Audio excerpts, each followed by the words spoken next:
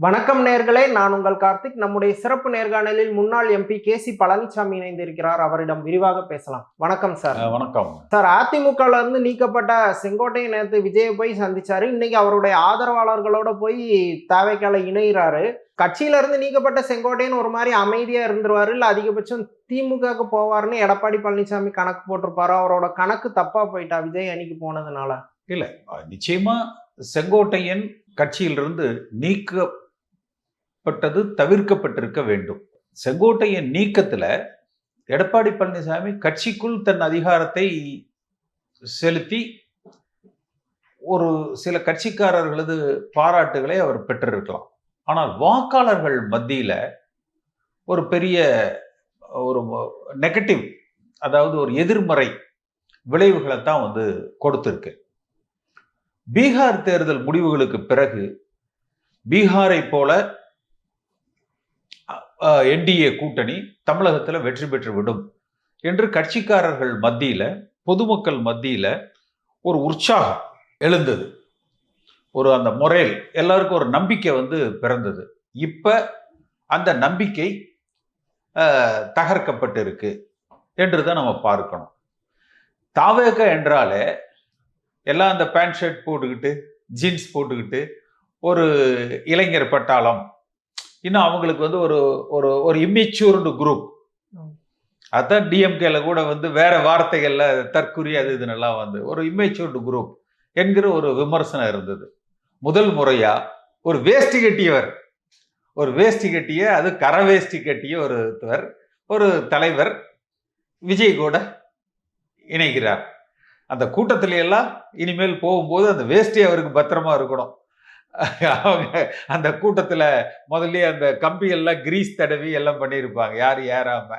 இவர் வேட்டி யாரு உருவிடம் பார்த்துக்கணும். நிச்சயம் அந்த அளவுக்கு அவர் அந்த கூட்டங்களை ஓரளவுக்கு கட்டுப்படுத்தி நடத்தி விடுவார் என்றுதான் பார்க்கணும். இதன் மூலமா தாவேக ஆட்சிக்கு வந்துருமா அப்படின்னா முடியாது.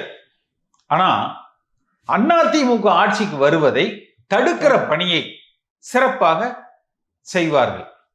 அந்த 89 நினைக்கிறேன், ஜார்ஜ் அணிகள் பிரிந்த பொழுது ஜா அணி ஜே அணி 2 பேரும் மோதி கொண்டதுல திமுக ஒரு 15 ஆண்டுகளுக்கு பிறகு ஆட்சி பொறுப்புக்கு வந்தாங்க.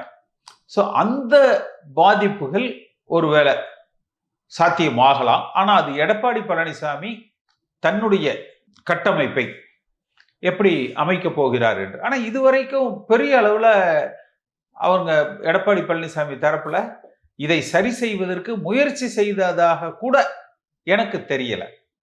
ஏன்னா பின்புலத்தில் இதனுடைய விளைவுகள் அவர்களுக்கு தெரிஞ்சிருக்கான்னு தெரியல. இப்ப தினகரன் என்ன பிளே பண்றாருன்னா, தினகரன், ஓபிஎஸ் எல்லோருமே இப்ப எடப்பாடி பழனிசாமி ஒரு முதலமைச்சர் வேட்பாளர் என்டிஏக்கு, ஸ்டாலின் ஒரு முதலமைச்சர் வேட்பாளர், முக்குளத்தோரிலிருந்து ஒரு முதல்வர் என்கிற கோஷத்தை தினகரனோ ஓபிஎஸ்ஓ அல்லது இருவரும் இணைந்தோ தாவேக கூட்டணியோடு அவர்கள் கூட்டணி கட்சியாக தென் மாவட்டங்கள்ல களமிறங்கலாம். ஆனா அவர்கள் சொல்லுகிற பொழுது விஜய் கூட்டணி, விஜய் முதல்வர் என்றுதான் சொல்லுவாங்க. ஆனா எந்த கூட்டணியில வந்தாலும் ஒரு கணிசமான எம்எல்ஏக்களை அவர்கள் பெற்று இந்த 2 பிரிவுகளையும் இணைத்து ஆட்சி அமைத்து விட முடியுமா என்கிற ஒரு பார்வை இருக்கும். குறைந்தபட்சம் தாவேகால அந்த தென் மாவட்டங்கள், அதாவது தாவேகா தனித்து என்றால் பெரிய அளவுல இருக்காது. தினகரனோ ஓபிஎஸ்ஓ தனித்து என்றாலும் இருக்காது. எல்லாம் இணைகிற பொழுது இனி அதுவும் தேர்தலுக்கு சில மாதங்களே இருக்குது, ஒரு வேவ் ஒரு மாதிரி அடிச்சிடக்கூடாது. ஏற்கனவே அதிமுக தென் மாவட்டங்கள்ல சற்று பலகீனமா இருக்குது. சென்னை, செங்கல்பட்டு, காஞ்சிபுரம் இந்த பெல்ட் கொஞ்சம் பலகீனமா இருக்குது. அப்ப இந்த 2 பெல்ட்ல அடிச்சாலே எந்த அளவுக்கு ஆட்சிக்கு வருகிற வாய்ப்புகள் சுருங்கிரும். மேற்கு மாவட்டங்கள்ல செங்கோட்டையன் பெரிய தாக்கத்தை உண்டாக்காவிட்டாலும் வெற்றியை பாதிக்க முடியும். ஒரு சில தொகுதிகளில் வென்று விடுமா அப்படின்னா அது கூட நம்ம சொல்ல முடியாது. ஆனா அதிமுகவை காலை வாருகிற பணியை செஞ்சிருவாங்க. டெல்டா ஒரு மாதிரி மிக்சடு ரெஸ்பான்ஸா வந்து இருக்கும். நீங்களே சொன்ன மாதிரி இப்போ செங்கோட்டையன் வந்து கொங்கு பகுதிகளில் வந்து தீவிரமா பிரச்சாரம் பண்ணி தேவைக்காக தீவிரமா ஒர்க் பண்ணா கொங்குலையுமே பெரிய அடி வாங்குறதுக்கான வாய்ப்பு இருக்குல்ல அதிமுகவுக்கு? இருக்கலாம். அதான் இப்ப வந்து எந்த அளவுக்கு எடப்பாடி பழனிசாமி இனிமேல் செயல்படுகிறார் என்று பார்க்கணும். இது எல்லாத்துக்கும் ஒரு நபரைத்தான் நான் காரணம் சொல்லுவேன். ஒரு நரி, துரைமுருகனுக்கு வேண்டிய மிக நரி. அம்மா காலத்துல வாளை அறுத்து வெளியில் அனுப்பப்பட்ட ஒரு நரி இன்றைக்கு துரைமுருகனின் நண்பர். ஓபிஎஸோடு அருகிலேயே இருந்து எம்ஜிஆரை போல 10 மடங்கு செல்வாக்கு மிக்கவர் ஓபிஎஸ் என்றெல்லாம் புகழ்ந்து, ஓபிஎஸ் துறவரம் போனால் தானும் காவி வேஷ்டி கட்டி துறவரம் சென்று விடுவேன் என்று சொல்லி இன்றைக்கு எடப்பாடி பழனிசாமியை ஜெயலலிதாவுக்கு நிகராக தலைவராக நான் உருவாக்குகிறேன் என்று அதிமுகவை அழிக்கிற பணியை மிக சிறப்பாக செய்து கொண்டிருக்கிறார். என்றைக்கு எடப்பாடி பழனிசாமி அதை அடையாளம் கண்டு அப்புறப்படுத்துகிறாரோ அன்றுதான் இந்த இயக்கத்துக்கு ஒரு நல்ல எதிர்காலம் தோன்றும். அப்படி இல்லைன்னா ஓபிஎஸ்க்கு என்ன நிலை ஏற்பட்டதோ அதே நிலை திரு எடப்பாடி பழனிசாமி அவர்களுக்கும் ஏற்படலாம். ஏன்னா இந்த இயக்கம் ஒன்றிணைய வேண்டும், அதுதான் எல்லோருடைய ஆசை. அதாவது பொதுமக்கள் மத்தியில் நீங்க பல பேரை நீக்கலாம், எல்லாம் செய்யலாம். ஆனா எண்ட் ஆஃப் த டே ஒரு தேர்தலுக்கு முன்பாக அனைவரையும் அரவணைத்து ஒருங்கிணைத்து அதை வழிநடத்துகிற ஒரு மனப்பான்மை உருவாகணும். இப்ப செங்கோட்டையின் நீக்கம் அதன் தொடர்ச்சியாக இந்த கடந்த ஒரு வார காலமாக அவர் மாற்று கட்சிக்கு செல்கிறார். அப்படிங்கிற பொழுது கோபியில ஒரு கூட்டத்துக்கு ஏற்பாடு பண்ணி இருக்கிறாங்க. அந்த கூட்டம் ஈரோடு, திருப்பூர், கோவை இந்த மாவட்டங்கள்ல எல்லோரையும் திரட்டி ஒரு கூட்டம். கட்சிக்காரர்கள் வந்து யாரும் போக மாட்டாங்க. அவங்க ரெட்டலை எங்கேயோ, கட்சி எங்கேயோ அதை நோக்கி இருப்பாங்க. ஆனால் வாக்காளர்கள் மத்தியில ஒரு தாக்கம் இருக்கும், கட்சிக்காரர்கள் மத்தியிலையும் ஒரு சோர்வு இருக்கும். இப்போ அதிமுகவோட மூத்த தலைவர்கள்லாம் விஜய் பக்கம் அணி சேரும் போது அதுதான் அதிமுக அப்படிங்கிற ஒரு பெர்செப்ஷன் மக்கள் மத்தியில உருவாயிடும். அதாவது அதிமுகவாக மாற வேண்டும், எம்ஜிஆராக மாற வேண்டும் என்று விஜய் முயற்சி செய்கிறார். ஆனால் எடப்பாடி பழனிசாமி அதிமுகவை வழிநடத்துகிற இந்த போக்கு ராகுல் காந்தியை நமக்கு நினைவுபடுத்துகிறது. மன்மோகன் சிங்குக்கு பிறகு ராகுல் காந்தி பொறுப்பெடுத்தவுடன் ஒவ்வொரு மாநில வாரியாக வலிமைமிக்க தலைவர்களை கட்சியிலிருந்து அப்புறப்படுத்திவிட்டு, பலகீனப்படுத்திவிட்டு அவர்கள் மாற்று கட்சிகளுக்கோ அல்லது தனி கட்சிகளோ என்று அனுப்பி வைத்தார். அதனுடைய விளைவு என்னாச்சு? பாரம்பரியமாக சுதந்திரம் பெற்றதிலிருந்து 47 இந்தியாவை ஆண்ட கட்சி 2014க்கு பிறகு இனி எப்படி ஆட்சியை பிடிக்க போகிறது என்று ஒரு மாநில கட்சியை விட அகில இந்திய அளவில் சுருங்கி இருக்கிறாங்க. அப்போ அது ஏன்? அதுக்கு என்ன காரணம்?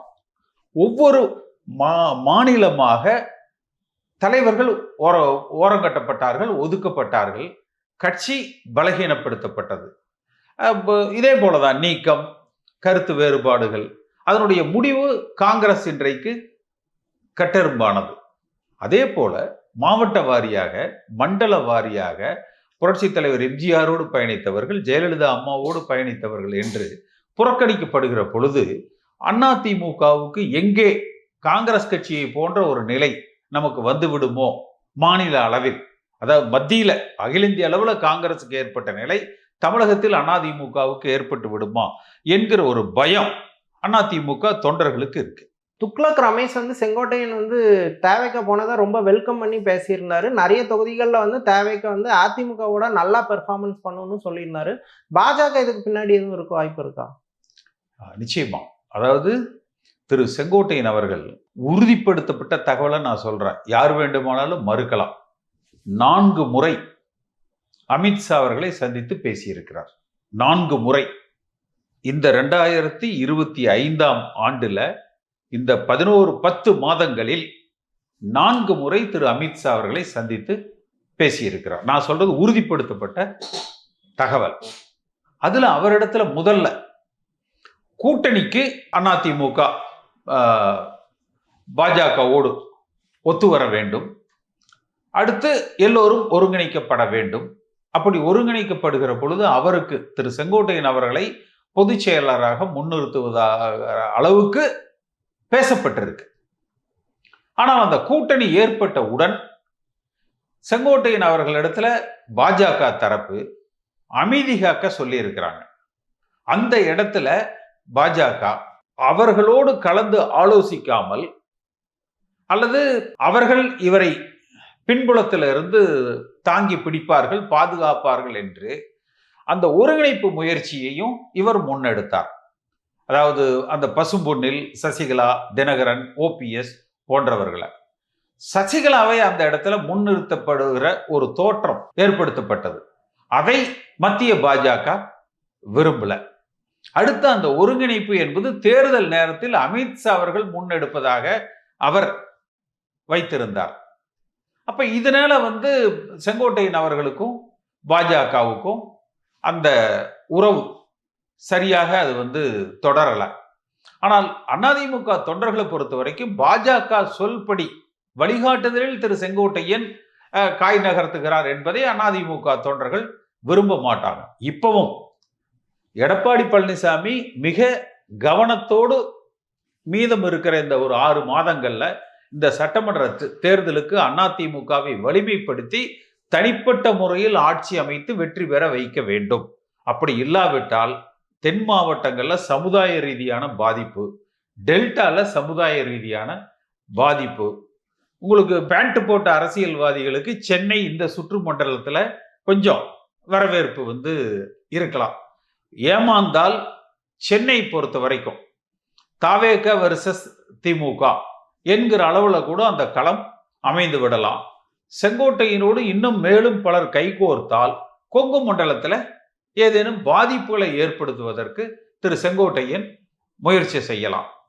குறைந்தபட்சம் அவர்கள் என்ன திட்டமிடுவார்கள் என்றால், இப்போ அதிமுக சென்ற முறை முழு பலத்தோடு இயங்குகிற பொழுது ஒரு 70 சட்டமன்ற உறுப்பினர்களை பெற்றிருந்தாங்க. இந்த முறை அதற்கு மேலும் பெறுகிற வாய்ப்பை குறைத்து அந்த 50 to 80 என்கிற ரீதியில அதிமுகவை சுருக்கி இவர்கள் ஒருவேளை தாவேகாவோடு பணியாற்றுகிற தினகரனோ ஓபிஎஸ்ஓ போன்றவர்கள் ஒரு 30-40 தொகுதியை, ஏன்னா அந்த சமுதாய ரீதியில ஒரு ஒருங்கிணைப்பை ஏற்படுத்தி முக்குளத்தோரில் ஒரு முதலமைச்சர், முக்குளத்தோரை புறக்கணித்த எடப்பாடி பழனிசாமிக்கு பாடம் புகட்டுவோம் என்று அவர்கள் ஒருவேளை களம் இறங்குகிற பொழுது ஒரு 30 தொகுதிகள் தாவேகா தமிழ்நாடு முழுக்க ஒரு 10-15 இடங்கள்ல வெற்றி பெற்றா கூட இதெல்லாம் சேர்த்துனீங்கன்னா இது ஒரு அணியாக வந்துடும். அப்ப எடப்பாடி பழனிசாமி இல்லாத ஆட்சி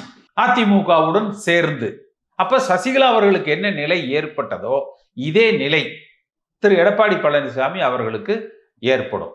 அதனால தயவு செய்து இந்த இயக்கம், ஏன்னா எல்லா அதிமுக தொண்டர்களிடத்திலும் செங்கோட்டையன் இப்படி செய்து விட்டாரேன்னு வருத்தம் இருக்கு, ஆதங்கம் இருக்குது. ஆனால் இருந்தாலும் இந்த கட்சியை வெற்றி பெற வைத்து ஆட்சி கட்டிலில் ஏற்றாவிட்டால் இதே கோபம் எடப்பாடி பழனிசாமி அவர்கள் மீதும் திரும்பும்.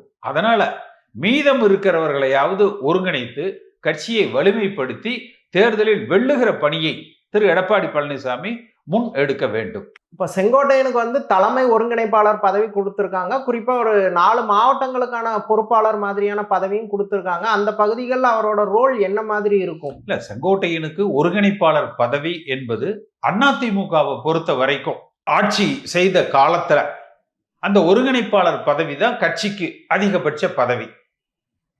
ஒருங்கிணைப்பாளர் தான் கட்சியினுடைய தலைவர், பொதுச் செயலருக்கு சமமான அந்தஸ்து. இப்ப அங்க ஏற்கனவே புஷி ஆனந்த் இருக்கார்.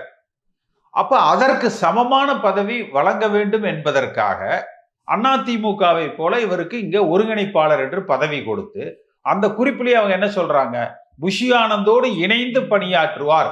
அப்படின்னா புஷி ஆனந்தும் இருப்பார், செங்கோட்டையனும் அந்த பொதுச் செயலாளருக்கு நிகரான அல்லது அதை விட ஒரு படி மேல பயணிப்பார் என்கிற அளவுல தான் இருக்கும். அது காலப்போக்கில் ஒருவேளை புஷி ஆனந்த் என்பவர் விஜயனுடைய அந்த ரசிகர் மன்றத்தை ஒருங்கிணைப்பவராக தொடர்ந்து கொண்டு கட்சியினுடைய ஒரு 2வது பொதுச் செயலர் போல திரு செங்கோட்டையன் அவர்கள் பயணிக்க வாய்ப்பு அதிகமாக இருக்கு.